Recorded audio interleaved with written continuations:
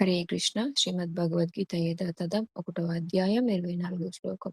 సంజయ ఉవాచ ఏవముక్తో హృషీకేశో గుడాకేశేన భారత సేనయోరుభయోర్मध्ये స్థాపయిత్వా రథోత్తమం.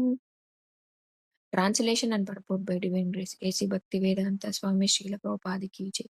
సంజయుడు పలికెను, ఓ భరతవంశీయుడా, ఈ విధంగా అర్జునుడిచే ప్రార్థించబడిన శ్రీకృష్ణుడు రెండు సేనల మధ్యలో ఆ శ్రేష్టమైన రథాన్ని నిలిపెను.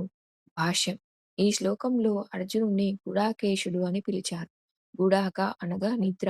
నిద్రను జయించిన వాడని గుడాకేశుడు అంటారు. నిద్ర అనగా అజ్ఞానం కూడా. కాబట్టి శ్రీకృష్ణునితో స్నేహం వల్ల అర్జునుడు నిద్రను మరియు అజ్ఞానం రెండింటినీ జయించాడు. శ్రీకృష్ణుని గొప్ప భక్తుడిగా మరి అతడు క్షణకాలం కూడా శ్రీకృష్ణుని మర్చిపోలేడు. ఎందుకంటే భక్తుని స్వభావం అదే. మెలకువగా ఉన్న, నిద్రలో ఉన్న భగవంతుని భక్తుడు శ్రీకృష్ణుని నామ రూప గుణ లీలలను గురించి ఆలోచించకుండా ఉండలేడు. అందువలన శ్రీకృష్ణుని గురించి నిరంతరం ఆలోచించడం ద్వారా శ్రీకృష్ణుడు భక్తుడు నిద్రను మరియు అజ్ఞానాన్ని జయించగలడు.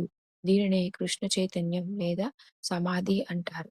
ఇంద్రియములు మరియు ప్రతి జీవి మనస్సుకు అధిపతి అయిన ఋషికేశుడిగా రథాన్ని రెండు సేనల మధ్య ఉంచాలన్న అర్జునుని ఉద్దేశాన్ని శ్రీకృష్ణుడు అర్థం చేసుకోగలిగాడు. అందువలన ఆయన అలాగే చేసి ఈ క్రింది విధంగా పలికాడు. హరే కృష్ణ.